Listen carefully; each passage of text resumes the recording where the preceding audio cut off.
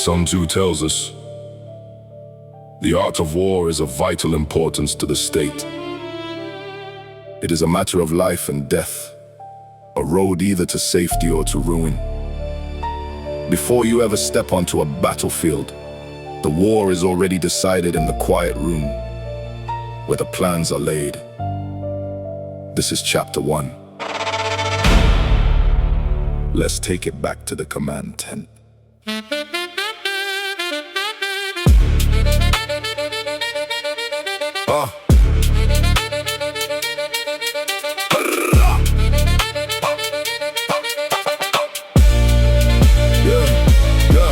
The maps are unrolled on a table of wood where the generals gathered and the commanders stood. Before any sword ever flashed in the light, the math was computed to measure the fight. Sun Tzu mapped out the 5 constant factors to weigh the moral law, heaven, earth, commander, and way. The moral law brings harmony down to the crowd, so the people will follow and never bow proud. Its loyalty, purpose, a shared burn in view, that the master and servant are fighting right through. Then look to the heaven, the night and the day, the freezing cold winters, the heat on the way. Then look to the earth, for the distance is wide as the ground full of danger. We're open with pride, the commander brings wisdom, sincerity, strict with courage and discipline, tightly affixed for general plans with precision and care. He calculates victory right then and there. The battle is won in the mind and the map, before the enemy steps in the trap. Laying the plans before the drums even roll. Calculated strategy, capturing the soul, like Sun Tzu in the tent where the futures are cast. You measure the odds so the victory holds fast.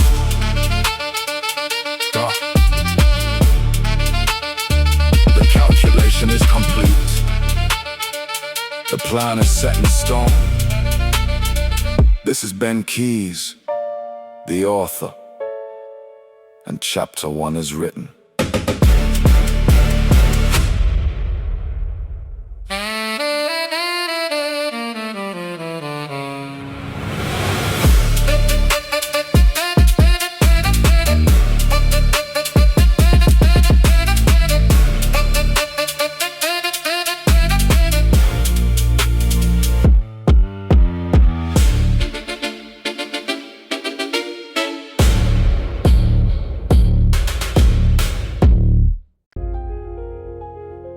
Sun Tzu didn't write this for the faint of heart.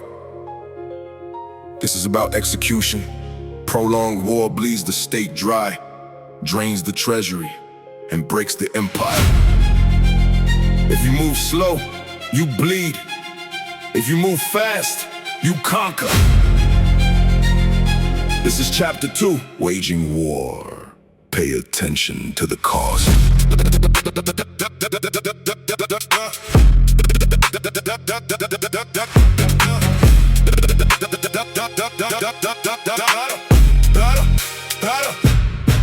1,000 chariots rolling down the block, heavy iron moving like a ticking clock. Supply line stretching out for 1,000 miles. Enemies plotting and wearing fake smiles. Silver and gold leaking out of the vault. Every slow decision is a fatal fault. 1,000 pieces of silver spent every day. That's the high toll that the generals pay. If the campaign drags and it stays in the dirt, the whole kingdom suffers and feels the hurt. No nation wins long when the battle is drawn. You strike in the dark and you move by the dawn. Don't drag out the conflict, cut off their head, lead the opposition in the dust, cold and dead. Feed on the enemy, live off the land. Keep the control right the palm of your hand. Speed is the weapon, efficiency wins. That is the code where the victory begins. Move fast, or get left in the wake of the loss. You gotta calculate every single cost. Waging a war with an eye on the prize. Striking too fast for the enemy's eyes. Like Sun Tzu mapped out the length of the fight. We locking the target and claiming the night. No delays, no hesitation. Calculate the cost, then execute. The ledger is balanced. The campaign is won. This is BenKeys, the author, and chapter 2 is done.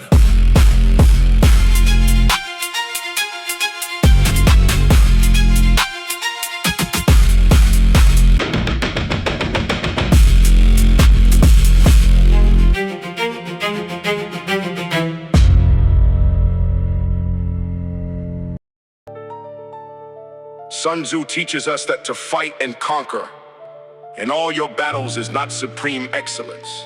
Supreme excellence consists in breaking the enemy's resistance without fighting at all. The highest form of warfare is to attack their strategy.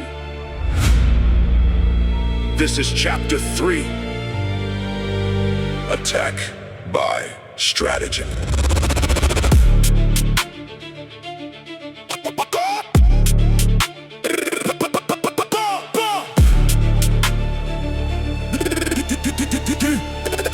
Yeah.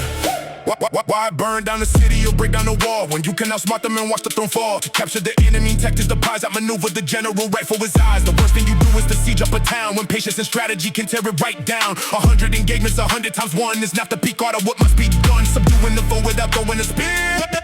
That's how you master the art and the fear. No one to fight and no one to step back. Avoid their full strength on the frontal attack. If your forces outnumbered, then circle around. Cut off their alliances, take foreign ground. The general governs the state with his mind, not brute force alone. Leave the brawling behind. If you know you're appalling and know you're on track, you'll never be shaken on any attack. Break down their strategy before they can strike. Control every move on the board how you like. Attacking my strategy and winning the war without even drawing the sword anymore. Like Sun Tzu mapped out the ultimate plan. I'm smart in the grid and I'm playing the man. No brute force, total control. Break their will before the battle even begins.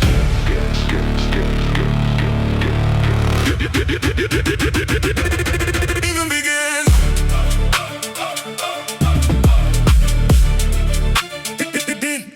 Even begins.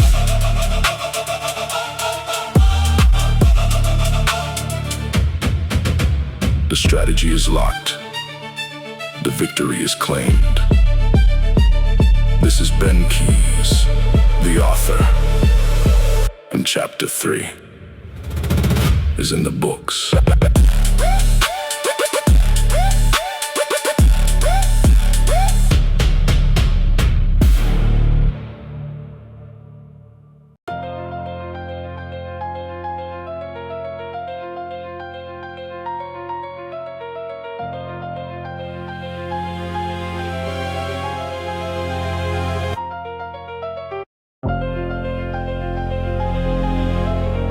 Sun Tzu teaches us that the skilled warriors first made themselves invincible, and then awaited an enemy's moment of vulnerability. Security against defeat implies defensive tactics. Ability to defeat the enemy means taking the offenses. This is chapter 4. Tactical Dispositions. The ancient commanders secured their own ground before looking closely at what could be found. You cannot be beaten if the offenses are tight. Then you wait for the error to launch the true fight. Defeat comes from weakness and handling your base, but victory means looking the foe in the face. You hide your formation, you lock down your line, and wait for the moment your weapons can shine. Invincible, standing secure in your play. You strike like a shadow and win the whole race. The expert in battle positions himself, where defeat is impossible, left on the shelf. He never misses an opportunity given. Enemies reckless and blindly driven. The victorious army first wins in the mind. He goes to the battle, leave failure behind. Like water that shapes to the ground where it flows. The victor adapt to whatever he knows. First make yourself safe from a sudden attack, and strike when the enemy turns their back. Tactical disposition, setting the stage, controlling the board as we turn in the page. Like Sun Tzu decree from the mountains above, protecting the kingdom with absolute love. Invincible first, victorious second. Position yourself to win. The foundation is set. The position is held. This is BenKeys, the author, and chapter 4 is locked.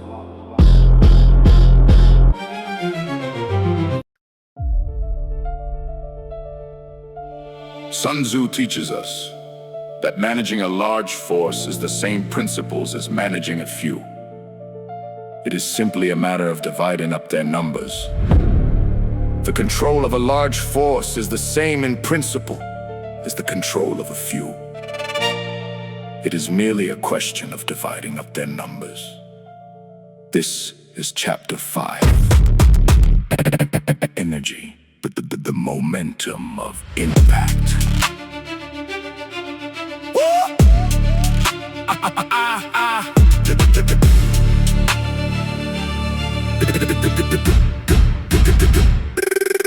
The control of the many is like the few. It's all about structure and knowing what to do. Signals and banners direct where they go, turning the chaos to strike at the foe. Energy stored is like drawing a bow, releasing the arrow right down to the snow. The rush of the torrent that rolls on the stones, carrying boulders and breaking the bones. Timing is everything, swift as the hawk, when it shatters the body of the prey in its walk.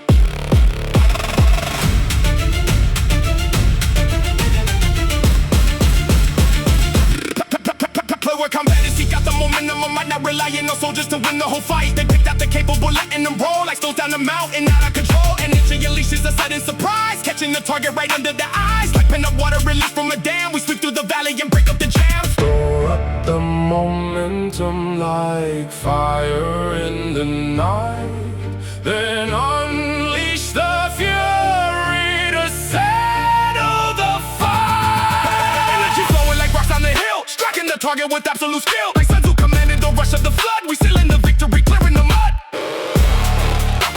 Store the power, release the force. Momentum decides the outcome.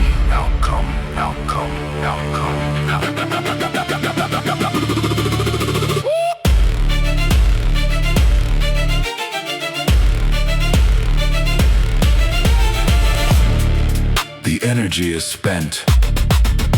The target is hit. This is BenKeys, the author. And chapter 5 is complete.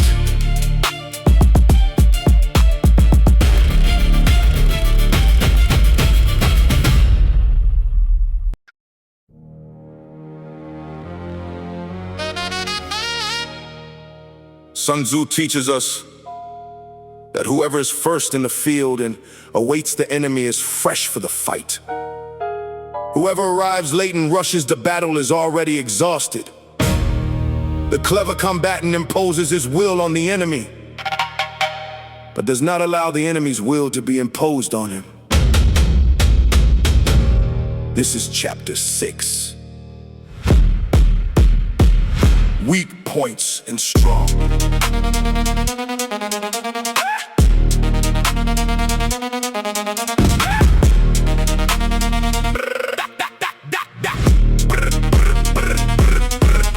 To the field first and wait for the crowd. Keep your position and stand tall and proud. If you make them come to you, they burn out their feet. Arriving exhausted, running straight to the defeat. Appear points where the enemy must rush. March swiftly to places where they cannot crush you. Attack where they empty, you strike where they lack. Moving like water when launching an attack. Water shuns heights and speeds down to the deep, avoiding the silent while scaling the steep. An army has no constant shape or design, just like flowing water avoiding the line. Water shapes up to the terrain and flows, and victory adapts to whatever it knows. So keep no constant form in the way that you fight. Be fluid and sudden and striking the night. Disrupt their formations and keep them off guard while holding your fortress secure and like cards. Strike at their weakness, avoid what is strong. That's how you make sure the battle isn't long. Finding the weak points and striking the core. Flowing like water to win the whole war. Like Sun Tzu commanded the rhythm and pace, we dominating every single space. No fixed formation, total adaptability. Flow like water, strike like lightning.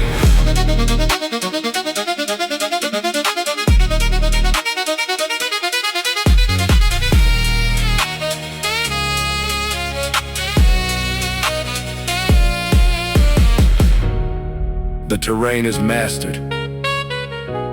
The enemy is drained. This has been BenKeys, the author, and chapter 6 is secured.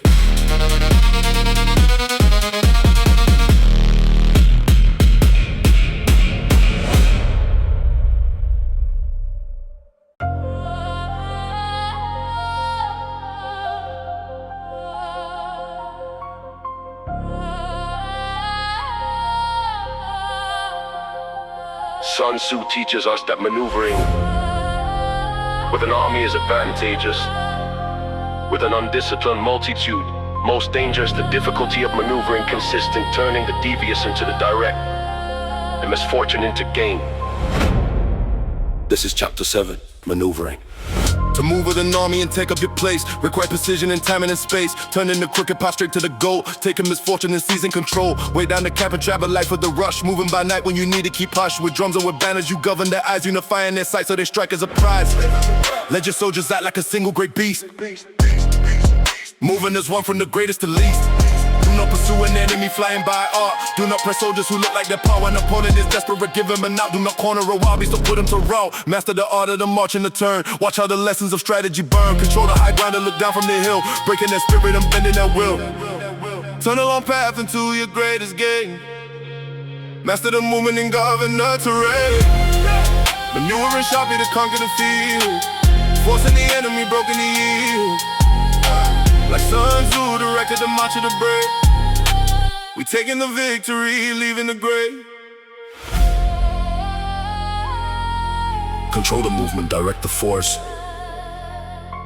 Position is power. The movement is complete. The board is commanded.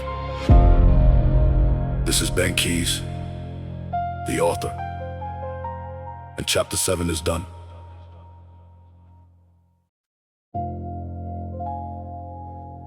Sun Tzu teaches us that a general must adapt to varied circumstances, understanding the advantages of changing tactics. There are roads not to follow, armies not to attack, towns not to be besieged, and positions which should not be contested. This is chapter 8.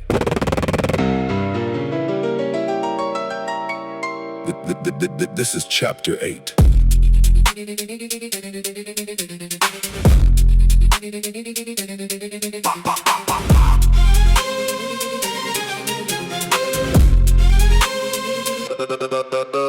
The general must know how to shift and adapt.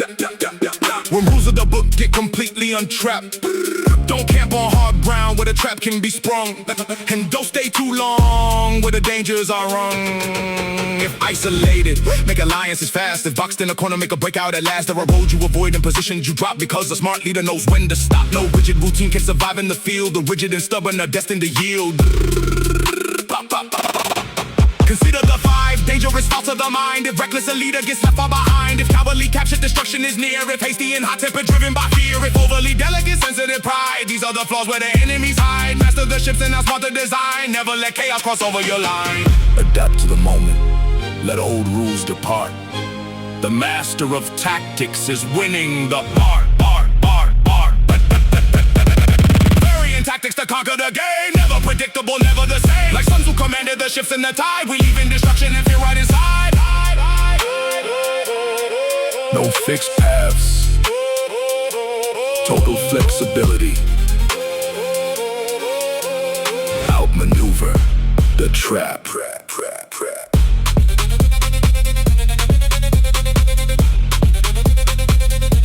The strategy shifted. The trap is evaded. This is BenKeys, the author. And chapter 8 is locked in.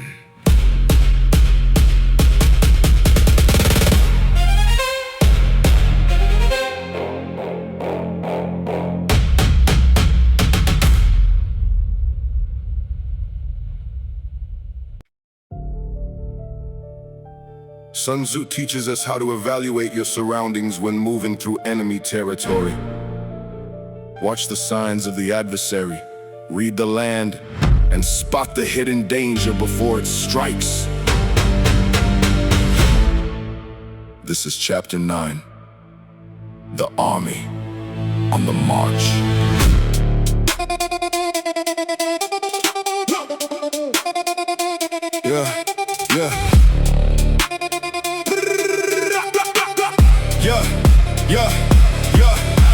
through mountains and keeping an eye, watching the birds as they scatter and fly. If dust rises high in a straight narrow line, chariots moving, that's enemy sign. If dust spreads out wide in a low scatter cloud, foot soldiers coming aggressive and proud. If trees are disturbed and the branches are bent, the forest is hiding the lethal intent. Read every signal and scan every space, never get caught in the wrong kind of place.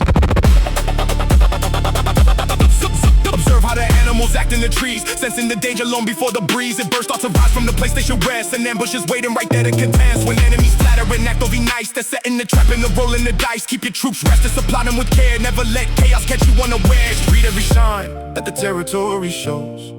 Stay steps ahead of where nobody goes. Marching the army and reading the signs, breaking the codes and destroying their lives. Like Sun Tzu predicted the moves of the snake, we sealing the outcome and sealing their fate. Read the signs, spot the trap, dominating the march. The territory is cleared. The march is secured. This is BenKeys, the author, and chapter 9 is complete.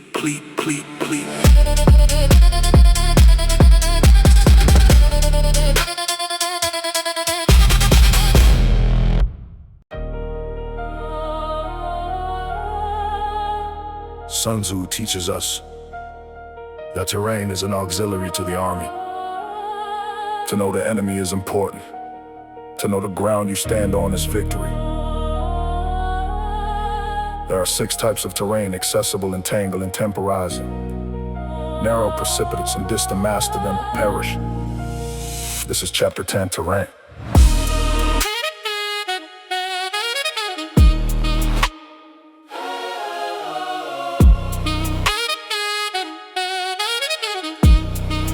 Yeah. Know the 6 grounds where the battle is played, where men will survive and where traps will be laid. Accessible ground lets you go with ease, but returning is hard if the enemy sees. Entangling ground means you push out ahead. If you don't take it fast, you end up turning dead. Temporizing ground gives an equal estate. Don't move too soon or you seal up your fate. If the ground is too narrow, secure the high pass, or enemies crush you like blades in the grass. For rebellious heights mean you must take the peak and wait for the foe while they struggle and shriek. If distant and far, then the strength is outpacing. Avoid the long march when the energy's fading. 6 kinds of terrain that a general must view to know how to conquer and what you must do. If defeat comes to men, it's not due to the sky, it's the fault of the leaders who didn't comply. Master the ground and you master the field. The turn is the weapon that forces the yield. Knowing the terrain and holding the height, ruling the map and controlling the fight. Like Sun Tzu dictated the lay of the land, we holding victory right in our hand. Yeah. Analyze the ground, secure the heights. Analyze the ground, secure the heights. Terrain. The terrain is conquer. Yeah. The high ground is won. This is BenKeys, the author, and chapter 10 is done.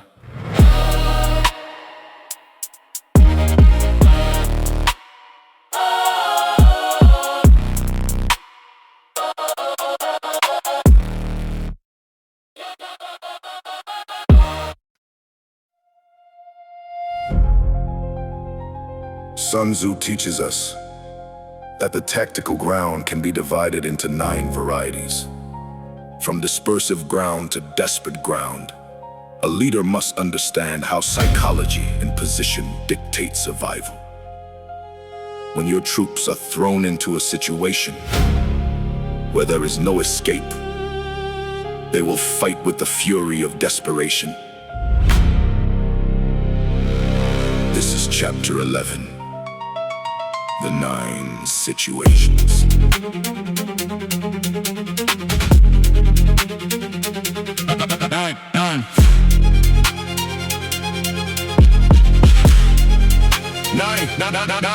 9 types of ground where the battle is cast, where the future is won and the die is hard cast. Dispersive ground when you fight in your state, keep your troops close so they seal up their fate. Facile ground when you step just beyond, moving right through like a chess master's pawn. Contentious ground where advantage is great, take it right quick before it's too late. Open ground where the highways align, don't block the path to your corporate design.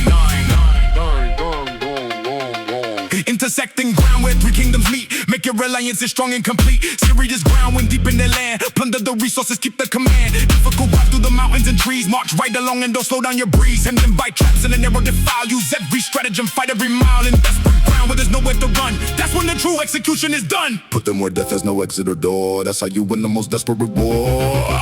Navigating 9 situations of might, controlling a psychological fight. Like Sun Tzu commanded the desperate stand. We taking total control of the land. 9 situations, total tactical awareness. Push through the pressure.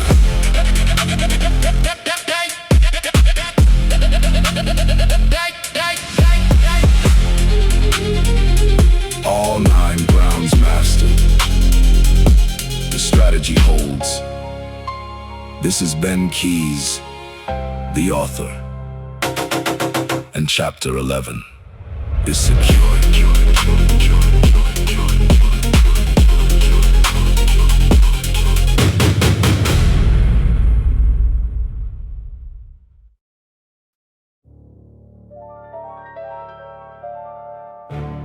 Sun Tzu teaches us that there are 5 ways of attacking with fire. The first is to burn soldiers in their camp. The second is to burn their stores. The third is to burn their baggage trains. The fourth is to burn arsenals and magazines. The fifth is to hurl dropping fire amongst the enemy. When the fire breaks out, respond instantly. This is chapter 12. The attack by fire.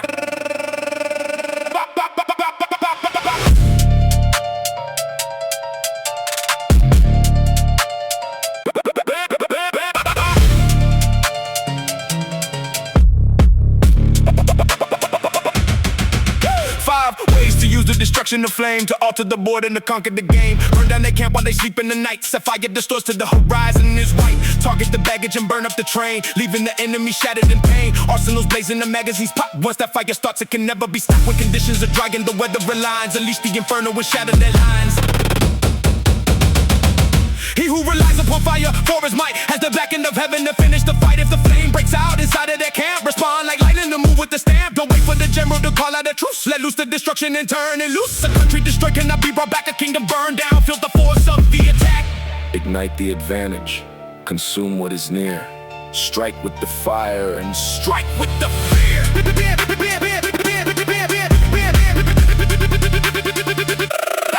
The attack by the fire, consuming the ground, leaving no trace of the enemy found. Like Sun Tzu commanded the blazing decree, we burn in the opposition to set us free.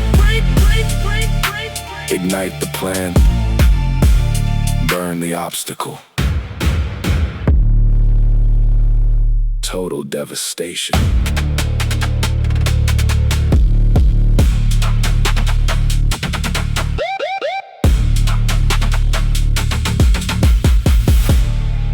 The fire has cleared the path. The victory is burned into history. This is BenKeys, the author. And chapter 12 is complete.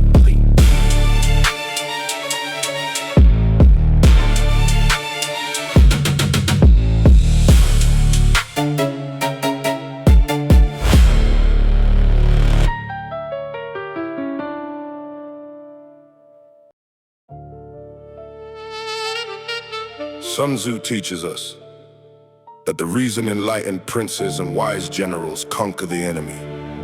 Wherever they move is foreknowledge, cannot be gotten from ghosts or spirits, nor from analogy, nor from calculation. It must be obtained from people who know the enemy's situation. This is chapter 13. The use of spies. The final key to the empire. Why do the audiobook hours stretch out deep? Breaking down systems that the wise men keep. It's not just about marching 1,000 men out. It's knowing the secrets before there's a shout. For knowledge is power, it cannot be bought. From spirits or ghosts or from random like thought. You get it from humans who study the grid, uncovering secrets that enemies hid. 5 kinds of spies keep the kingdom alive. Local, internal, converted, doomed and survive. surviving.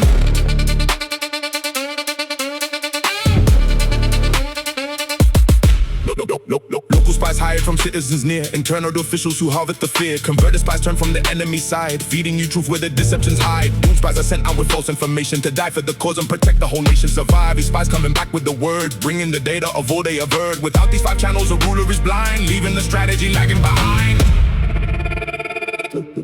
Think of the cost if you move in the dark, striking the shadows and missing the mark. An army without intelligence fails, drifting away on unending sails. The sovereign must treat them with absolute grace, rewarding the spies who uncover the place. No agent is cheaper than buying the truth, securing the empire from agent to youth.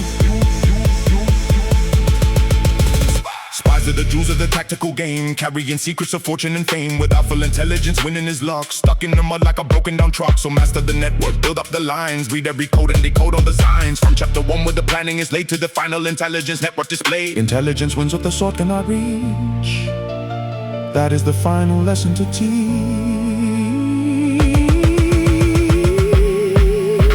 The use of the spies, bringing total control, securing the future and locking the goal. Like Sun Tzu revealed at the end of the scroll, where knowledge and strategy conquer the soul. The 13 chapters are complete. The book of strategy is closed. This is BenKeys, the author, and the art of war is mastered.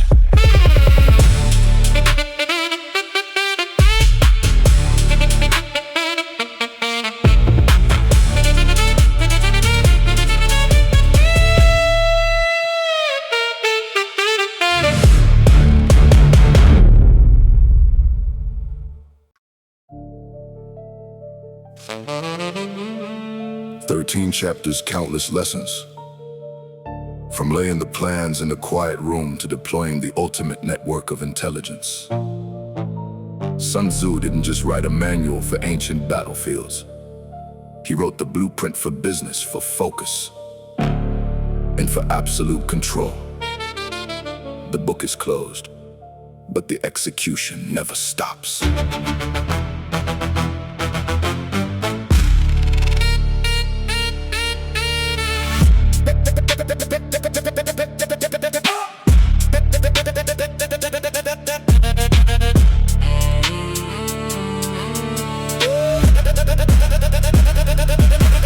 From chapter 1 where the blueprints are drawn to moving your forces right before dawn. We passed every lesson, we broke down the game, never playing it soft, never staying the same. I smart in the grin without throwing the punch, moving with data and trusting the hunch. Position yourself so you're never defeated, keep every system fully completed. Flow like the water and strike like the flame, leaving your mark and rewriting the frame.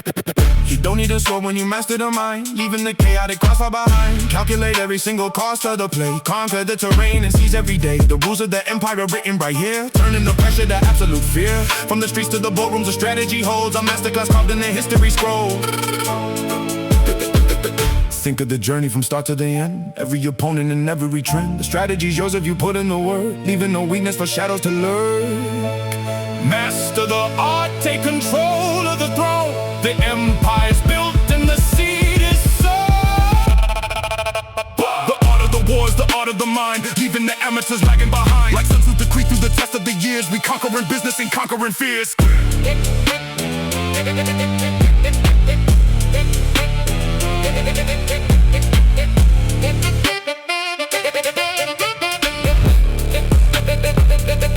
The cycle is finished. The blueprint is yours. This is BenKeys, the author, and the campaign continues.